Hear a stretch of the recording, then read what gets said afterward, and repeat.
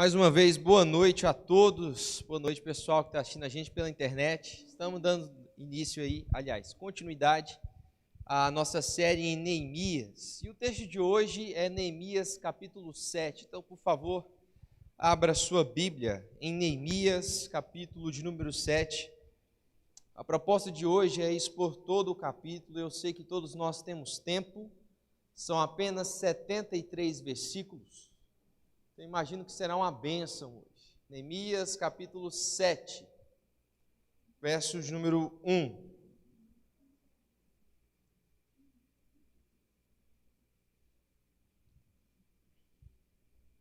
Foi bom que eu falei que é 73 versículos e eu vi muitos olhos arregalados aqui, né?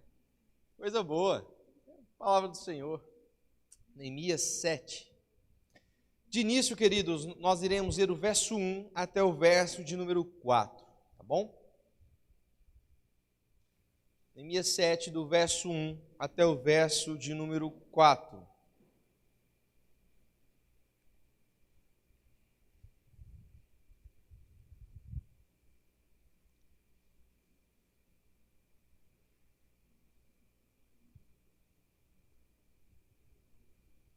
Os irmãos acharam? Eu vou ler, por favor, você me acompanha aí com a sua Bíblia. Neemias 7, verso 1, diz o seguinte: Depois de reconstruída a muralha e colocados os portões no seu lugar, estabelecido os porteiros, os cantores e os levitas, eu nomeei Hanani, meu irmão, e Hananias, comandante da fortaleza, para que cuidassem da segurança de Jerusalém. Hananias era homem fiel e temente a Deus, mais do que muitos outros. E eu lhes disse: os portões de Jerusalém não devem ser abertos antes que o sol faça sentir o seu calor, e os portões devem ser fechados e trancados enquanto os guardas ainda estão ali. Escolham guardas entre os moradores de Jerusalém, alguns para que fiquem nos postos de guarda, e outros para que fiquem em frente das suas próprias casas. A cidade era espaçosa e grande, mas havia pouca gente nela e as casas ainda não haviam sido reconstruídas. Até aqui. Vamos orar mais uma vez, abaixe sua cabeça, feche seus olhos e oremos. Obrigado, Pai, pela leitura da Tua palavra. Em especial, nós te pedimos que o Senhor esteja nos capacitando a entendê-la. Fala conosco, Pai, transforma as nossas vidas, nos dê sabedoria, nos dê discernimento e nos ajude a aproveitar o momento ao qual teremos agora. Que as nossas vidas possam entender aquilo que o Senhor quer para elas e que elas sejam moldadas segundo a sua vontade. Perdão pelos nossos pecados, pelas nossas falhas, perdão pela nossa desobediência, pela nossa falta de fé. E nos ajude, Pai, a ser pessoas melhores para a honra e glória do Senhor. Em nome de Jesus, amém. Meus irmãos, como eu disse antes, nós estamos em duas séries. Uma série no livro de Gálatas, aliás, na carta de Gálatas, e outra série no livro de Neemias. Fazendo sempre ali um breve resumo no início, para que aqueles que não estão acompanhando nós consigam adentrar aqui no texto. Nós precisamos entender algumas coisas sobre Neemias. A primeira delas é que Neemias está ali no Velho Testamento, nos livros que nós conhecemos como livros históricos. Por quê? Porque nos narram uma história específica. Ao contrário de que muitos acreditam, Neemias não foi um profeta. A profissão de Neemias era ser copeiro do rei. O povo de Deus havia sido levado cativo até a Babilônia e lá eles foram transformados em servos, em escravos, em funcionários. E Neemias era um deles. Ele testava as bebidas do rei antes que o rei as bebesse, para que assim não houvesse a possibilidade de envenenamento. Essa era a profissão de Neemias. E outra coisa interessante para nós entendermos, que o livro de Neemias nada mais é do que um diário dele, porém, que não foi organizado por Neemias, e sim pelo outro autor ali posteriormente, por Esdras, que era um escriba e estudante da palavra do Senhor.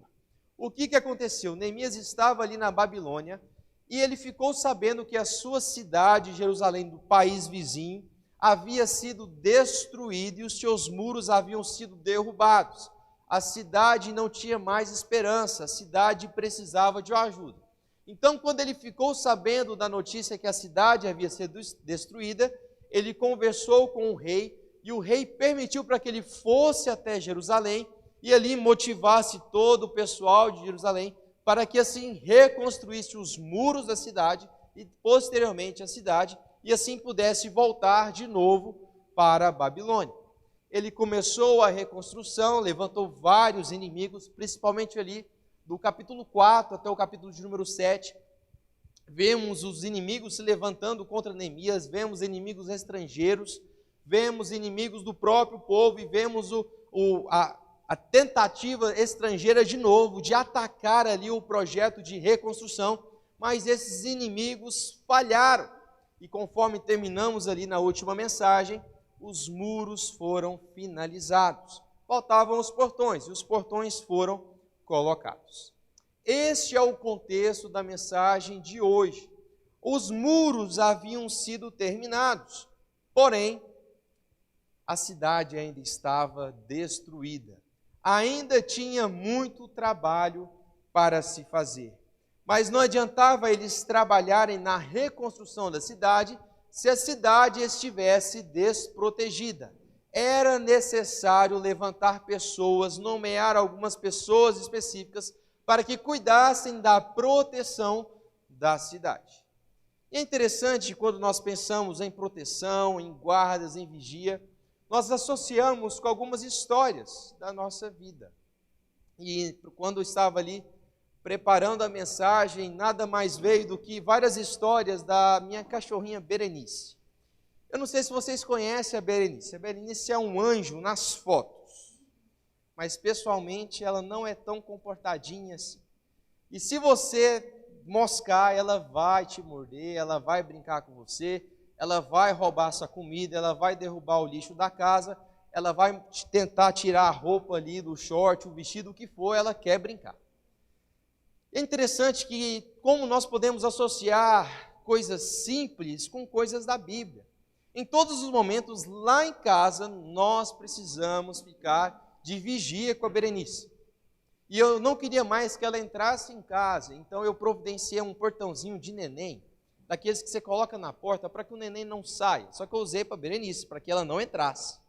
Só que a Berenice, ela é um pouquinho esperta, ela aprendeu a abrir o portão. O portão, a chave dele é para baixo.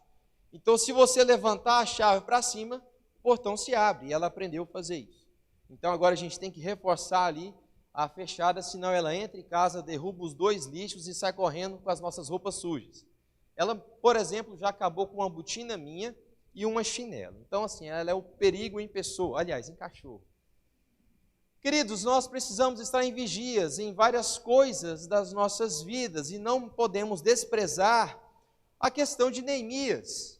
Era importante, era fundamental Neemias entender que, embora os inimigos mencionados nos capítulos 4 até o capítulo 6 existissem, fossem derrotados, existiria a possibilidade deles tentar um novo ataque. E não adiantava nada toda a cidade estar envolvida na reconstrução das casas, da própria cidade, por dentro dos muros, se os muros estavam desprotegidos. Os inimigos poderiam entrar, os inimigos poderiam atacar, os inimigos poderiam até mesmo destruir os muros. Afinal, não existiam pessoas guardando os muros. Então, no capítulo de número 7, nós vemos no versículo 1 até o versículo de número 4, uma vigilância especial de Neemias. Lembrando que Neemias, ele não era rei, ele não era um profeta, mas vimos claramente que ele era um homem de Deus, um homem de oração, um homem que buscava a sabedoria em Deus. E em primeiro lugar, que nós vemos aqui ele vigiando para cuidar da sua cidade, ele nomeia pessoas específicas para cuidar da segurança.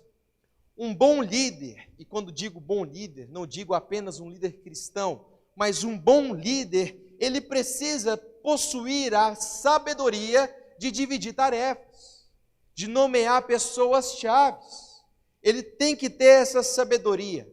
E, em primeiro lugar, ele nomeia algumas pessoas aqui para que nomeasse outras pessoas que cuidassem da vigia, que cuidassem dos muros, que cuidassem da cidade. Como eu disse anteriormente, não adiantava nada eles trabalhar na reconstrução se os inimigos poderiam entrar de novo, derrubar os muros e acabar com tudo aquilo que eles tinham feito. Então ele nomeia ali Hanani, o irmão dele, e Hananias. O texto aqui não nos diz como era o porte deles, como era a fisionomia deles. Penso eu que eram homens estratégicos, homens poderosos, homens de influência. Lembrando que esse nome aqui, Hanani, ele já foi mencionado ali no capítulo de número 1, quando foi levar notícias da cidade de Jerusalém até a Babilônia, onde Neemias estava. Não sei se esses homens eram homens bonitos, não sei dizer, mas penso eu que eram homens poderosos, homens fortes. Com certeza, Neemias, se eu estivesse lá, não me nomearia como guarda da cidade. O meu porte físico não permite. Ou pior, o porte do Vitor, uma mosca, não adianta nada. Precisa escolher pessoas boas, pessoas estratégicas, e Neemias nomeou eles. E é interessante que quando nós vemos aqui, Neemias faz questão de mencionar o primeiro nome, dizendo que era o seu irmão. E quando a gente estuda aqui, vemos que alguns comentaristas arriscam a dizer que Neemias era um homem que praticou o nepotismo, né? Em outras palavras aqui no goianês, escolheu os seus parentes para cuidar da obra. Mas creio eu que não foi um nepotismo aqui, e sim um cargo de segurança numa situação convencional. Afinal, Neemias era um homem que morava no exterior e não tinha muitos contatos com os povos locais, e Hanani morava na cidade de Jerusalém.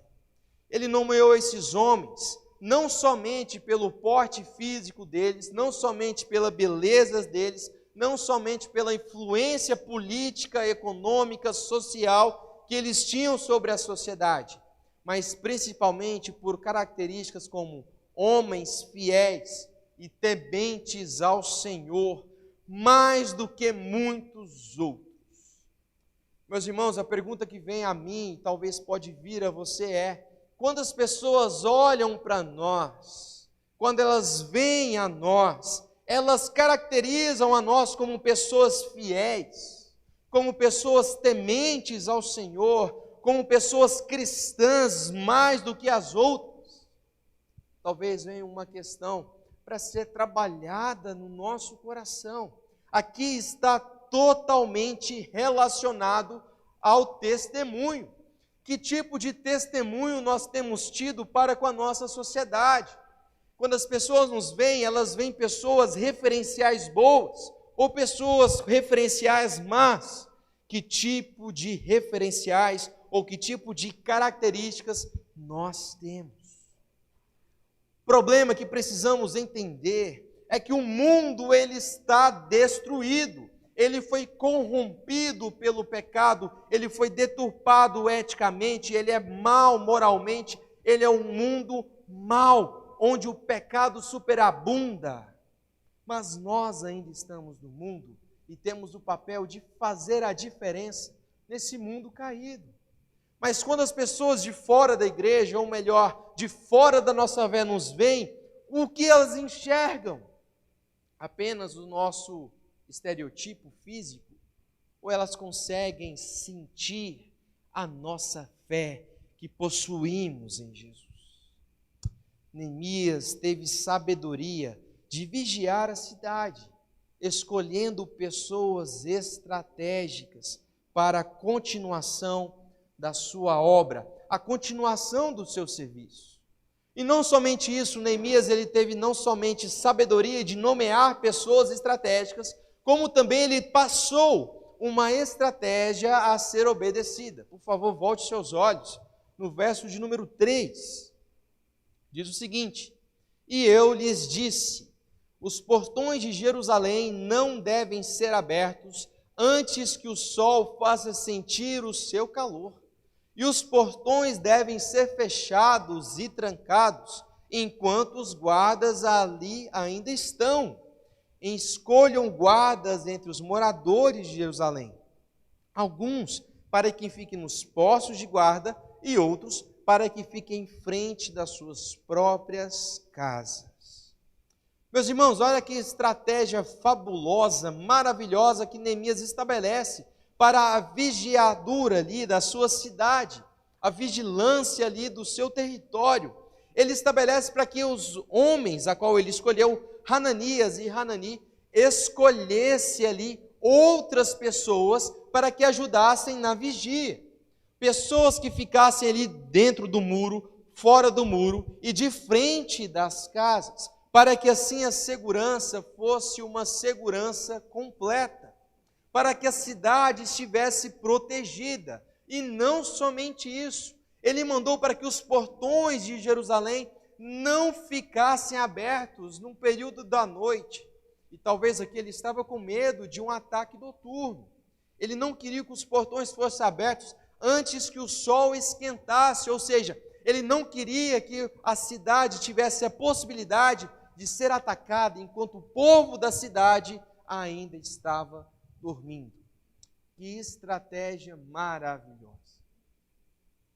E nós podemos tirar muitas lições aqui.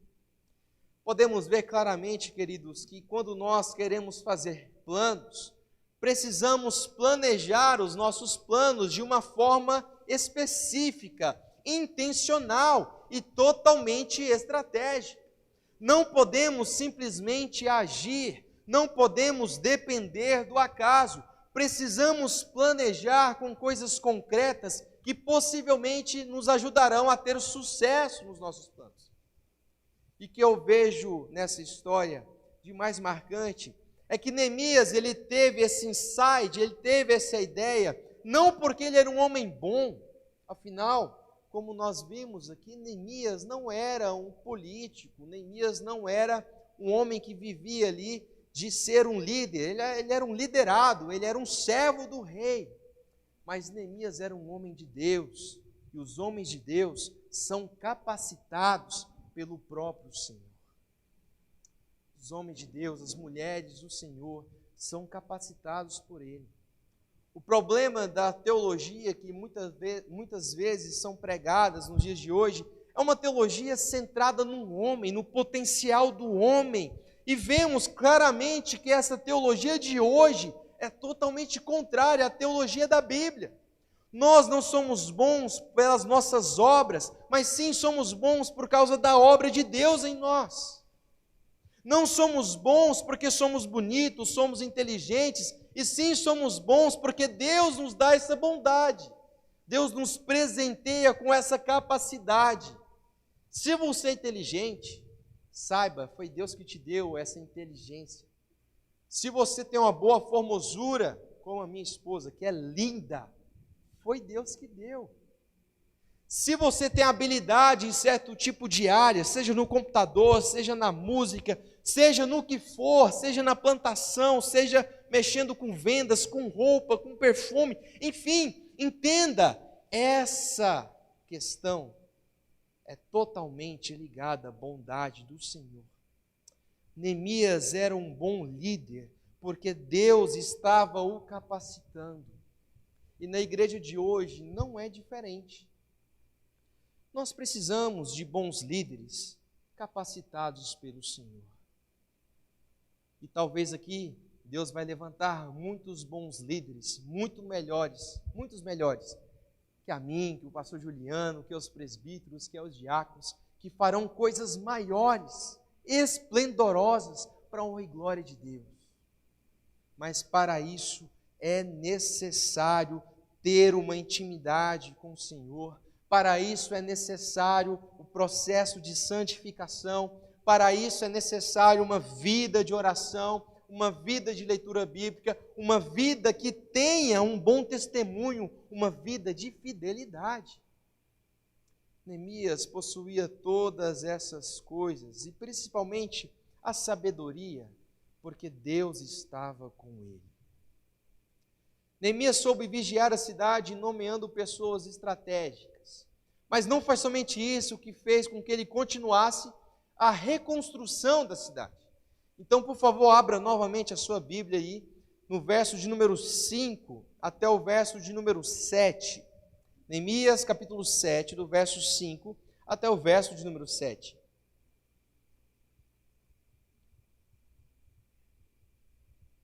Nossa, aqui está quente, hein? O fogo está descendo. Neemias 7, do verso 5 até o 7.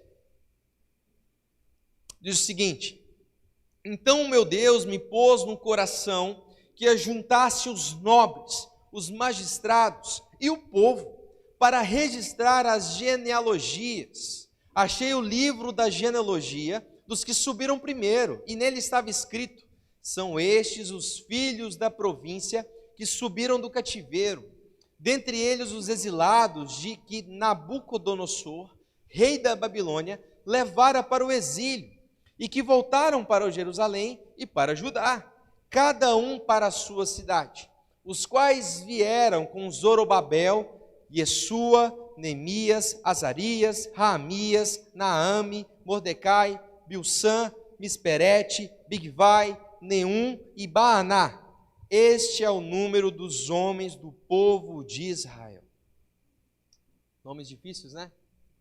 Eu treinei muito para ler de jeito. É difícil mesmo, gente. É complicado. Mas, em primeiro lugar, vimos Neemias, ele nomeando pessoas estratégicas para que cuidassem de vigiar a cidade. E agora vemos Neemias fazendo uma atitude totalmente nobre, uma atitude relacionada ao pertencimento das pessoas naquela cidade. Agora Neemias, ele não só estabelece vigias para a cidade, como agora ele começa a estabelecer uma cidadania, uma noção de pertencimento. O povo judeu, eles são caracterizados não por conhecer você, mas sim por conhecer de quem você veio, qual é a sua raiz genealógica, quem são os seus pais, quem são os seus avós, quem são os seus bisavós. Então Neemias não queria que o povo daquela cidade, os cidadãos de Jerusalém, fossem apenas trabalhadores da obra de reconstrução, fossem apenas vigias dos muros. Neemias queria que aquelas pessoas também fossem encontradas num livro de genealogia, para que elas pertencessem àquela comunidade. Neemias está nada mais fazendo do que um passaporte das pessoas para pertencerem à comunidade judaica, à comunidade de Jerusalém. Queridos, para o judeu é muito importante saber que você é um verdadeiro judeu. E lembre-se, estamos falando de um contexto totalmente cultural. Nós não podemos ver este texto, ou o texto de Neemias, ou os textos históricos, sem atribuir o contexto devido da cultura da época. Era necessário que aqueles habitantes conhecessem quem eram os seus ancestrais. Era necessário para que eles entendessem que, além de trabalhadores, eles pertenciam àquele lugar. Eles pertenciam à cidade de Jerusalém, eles pertenciam naquele lugar que estava sendo reconstruído, que posteriormente, o lugar onde Jesus andaria na cidade, pregaria nos templos e morreria fora dos muros. Era necessário esta pesquisa de Neemias. E como é interessante quando lemos Neemias em paralelo com o livro de Esdras, vemos que esta lista, que agora sim é do verso 8 até o verso de número 69, é uma lista tão completa e tão enfática e tão importante que ela é repetida no livro de Esdras, capítulo de número 2, com algumas diferenças, aliás, com mais detalhes lá. Era necessário as pessoas que estavam ali trabalhando saberem que eles pertenciam àquele lugar, e quem não pertencia deveria se retirar.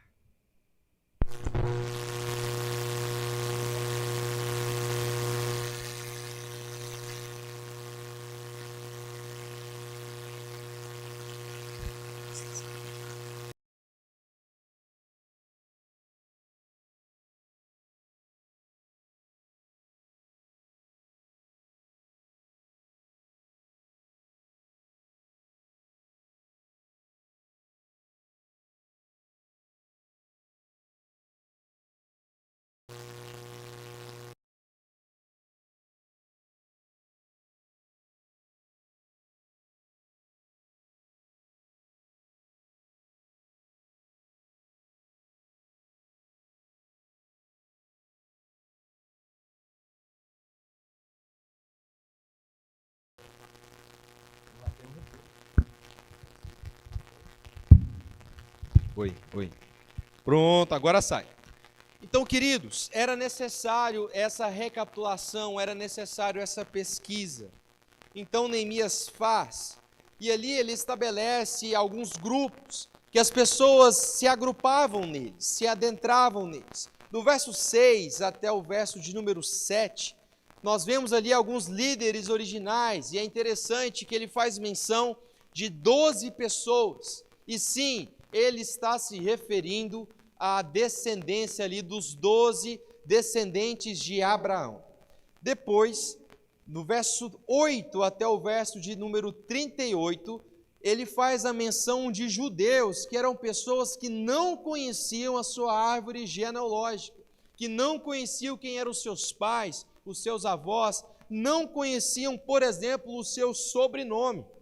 E ali ele consegue englobar todas as pessoas ali que são mencionadas, ele fala muito, vários nomes que pertenciam ao grupo judaico. Do verso 39 até o verso de número 42, Neemias consegue enxergar na árvore genealógica sacerdotes. E é importante nós vermos isso daqui, porque vemos claramente a pesquisa de Neemias chegou até a descendência de Arão, que foi irmão de Moisés. Estava escutando aí, gente? Tá? Agora deu? Obrigado. Que eram descendentes de Arão, irmão de Moisés. Então ali eles conseguiam achar naquela sociedade homens legítimos, sacerdotes do Senhor, que estavam ali naquele lugar. No verso de número 43, Neemias conseguiu encontrar pessoas descendentes de Levi, ou melhor, levitas. Não é o meu sobrinho, ele está aqui hoje, é o Levi lá do passado. O Levi das 12 tribos que não possuíam a terra para si, que trabalhavam ali exclusivamente na manutenção do templo, na manutenção ali da tenda, do Santo dos Santos, enfim, do lugar santo que o povo se encontrava. No verso de número 44, vemos que Neemias encontra a descendência de homens que eram cantores, que sabiam cantar, grupos que se pertenciam aos levitas. E talvez aqui, muitos irmãos, eles discordariam dessa questão, porque geralmente hoje em dia nós atribuímos aos ministros de louvor a questões de levitas, mas não. Os levitas, se a gente fosse associar aqui no nosso contexto atual, está mais do que um diácono, do que a pessoa responsável pelo louvor. Sim, os levitas também cantavam, sim, eles também tocavam, mas não somente isso. Os levitas eram descendentes de Levi e cuidavam da manutenção da igreja. E agora tem um subgrupo de levitas que, sim, eram cantores. No verso de número 45, nós vemos homens que tinham linhagem de pessoas que guardavam, que eram guerreiras, que eram soldados, que eram homens militares. Do verso 46 até os 56, eram homens que eram descendentes de pessoas responsáveis de cuidar do santo templo, que eram descendentes ali também de Arão. No verso 57 até o verso de número 60, vemos que Neemias enxerga agora descendentes do servo do rei Salomão. Que pesquisa grande, né? Mas não acabou aqui. E no verso 61 até o verso de 65, Neemias encontrou pessoas que não eram pertencentes àquele lugar. Neemias encontrou falsos judeus que estavam ali por acaso, pessoas que tinham uma descendência questionável, e por essa razão eles foram excluídos daquela comunidade. Parece um gesto radical, mas vemos ali que era necessário. Se não fosse a exclusão de pessoas na questão ali, quando eles entraram em Canaã, veríamos que Canaã teria uma vida diferente, não uma vida politeísta em deuses locais, e sim somente no Deus. Era necessário a pureza das pessoas que estavam reconstruindo Jerusalém. Cansaram? É muita coisa, né? Imagina. Mas entendam, é um livro histórico. E nós não podemos desprezar características históricas que estão inclusas nesse livro. Então vemos Neemias, ele nomeando guardas, vemos Neemias fazendo uma extensiva pesquisa para descobrir a cidadania das pessoas, se elas poderiam estar naquele lugar, se elas poderiam ser cidadãs de Jerusalém. E por fim, vemos uma atitude nobre do verso 70 até o verso de número 73. E eu peço para que você leia comigo. Por favor, Neemias 7, do verso 70 até o verso de número 73.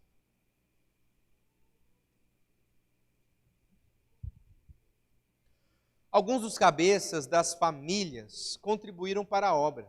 O governador deu para o tesouro em ouro 1.000 daricos, 50 bacias e 530 vestes sacerdotais.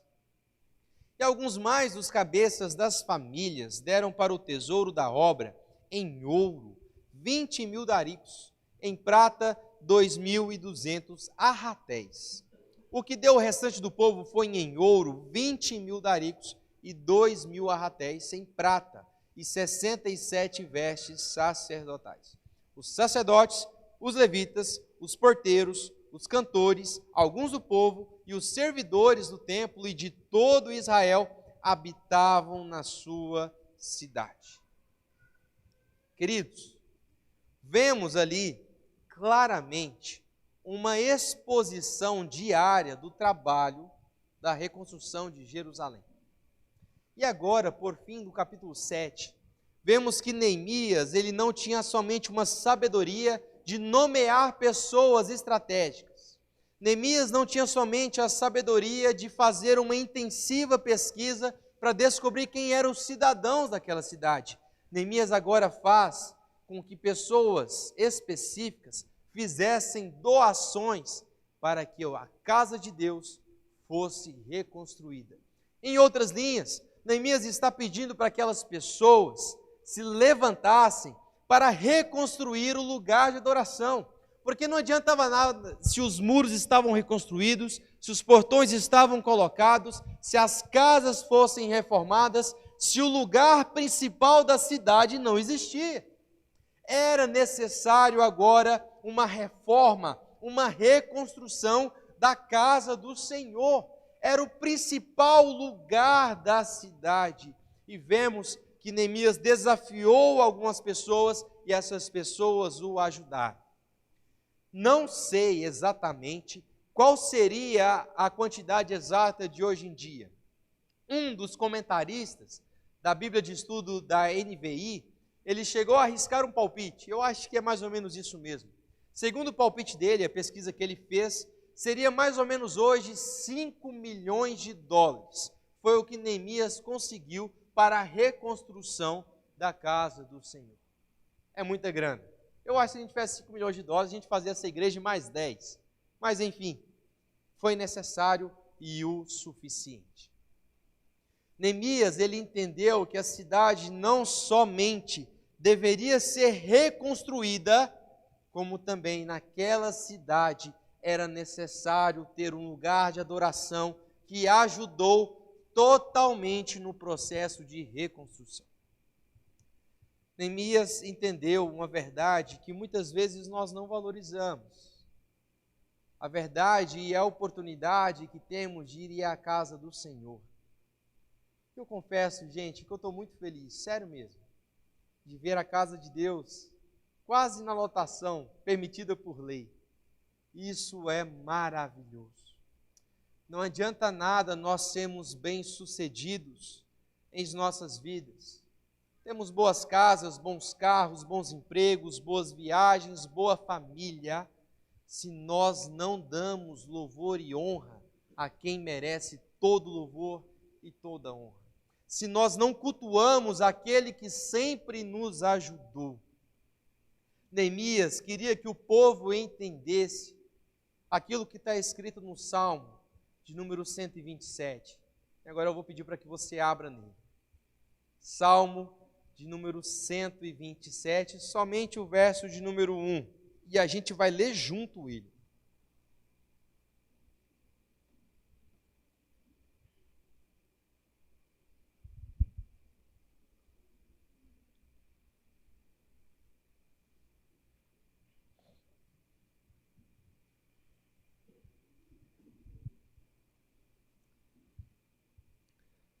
Salmo de número 127, verso de número 1.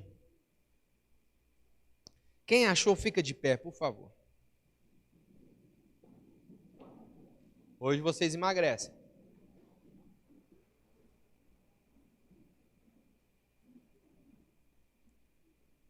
Vamos lá?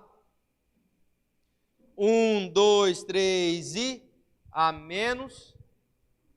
Pera aí, vamos lá? 1, 2, 3 e...